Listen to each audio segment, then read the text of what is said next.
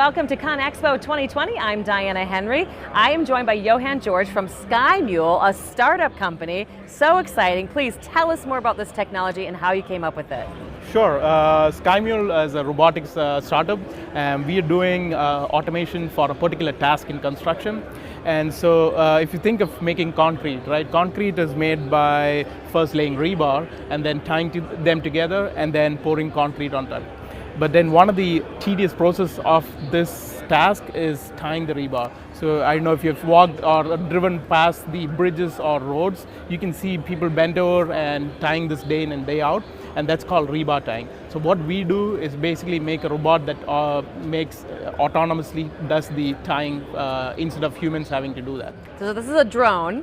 This is literally a drone, yes. And it goes above the site and it can see where the point is that rebar needs to be tied, right? And then it comes down?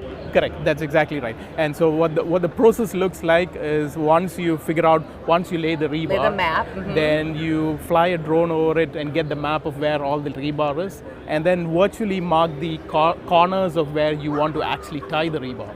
And then once that is done, our algorithms basically find out all the different intersections that have to be tied. And then depending on how many drones that you want to use for the task, you can split the work among the X number of drones. It might be obvious for some, but list the benefits of what this could mean for the workers and the companies.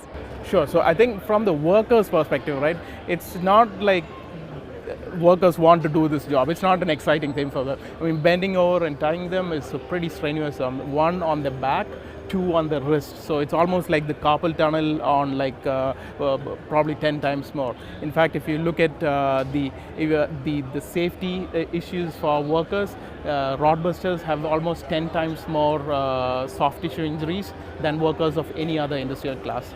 And each of the injuries also take like almost 10 times more to recover. So it's almost like a significant percentage of damage just from doing this repetitive task.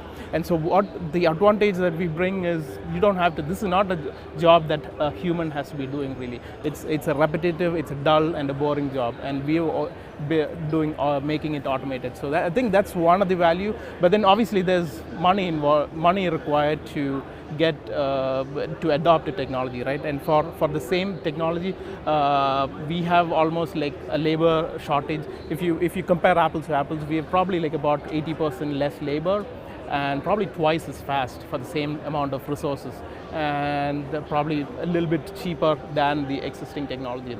So it's all the safer, faster, cheaper, and better system. What do you say to the naysayers though, who say you're taking jobs away? So it's not like in the construction industry. I don't know if you talk to any contractor, right? It's not like they're not having enough jobs to do. They have more than enough that they can do on their plates. It's the fact that the labor is the critical factor right now. So if they get more labor, they can actually do more. They can take more work. And I've talked to a lot of construction companies where they're not able to take more additional jobs because they don't have anybody to do it, right? So it's not taking the jobs away, it's basically making each of these people more efficient at doing. So one person can do the job of 10 of the people that's doing right now. So I think that's basically how we should look at it. It's a shift in moving from that position, that work, to a different, more time-consuming, more thought-provoking type of job for this person, right? Exactly. So if you, instead of doing the rebar tying on the floor, right, there are pretty intricate stuff such as for columns which need a lot of intellect and also a lot of thinking to do it right. I mean, you can screw up like the columns and columns and those assembly pretty easily, and we would basically have them do those jobs which require more human skills than other robotic skills. Right, and also trained to maybe work the drones too, trained right? to work different them. Technology. Exactly, and so having a rod buster now upskilled to a robot technician rod buster. So that's a new skill, and so if they're specifically to get like younger generation into those one, right? That's an attractive proposition. Exciting for them. Exciting for them. It's not the boring tying over and over again. So it's. What do you say also about iron worker unions? I'm sure you've been approached about that. They're super influential. How do you plan to enter the market and sell to this type of industry? So yeah, that's kind of a pretty interesting thought actually. So initially we've been trying to stay away from unions because not directly but indirectly we heard, oh, it's very hard to get into some of those markets. But right now, what the kind of aha moment has been when some of the leaderships of the unions of various different organizations, of various different local unions, they've basically come forward and said we want to train our people to use this technology.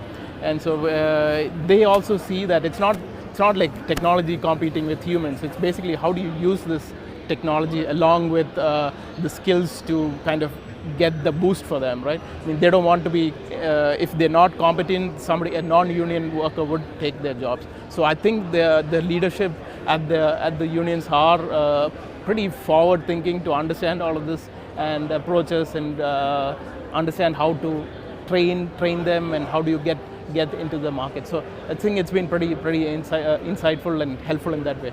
Great, fascinating stuff, Eohan. Thanks so much for sharing with us. Thank you. Yeah, thanks for having me here.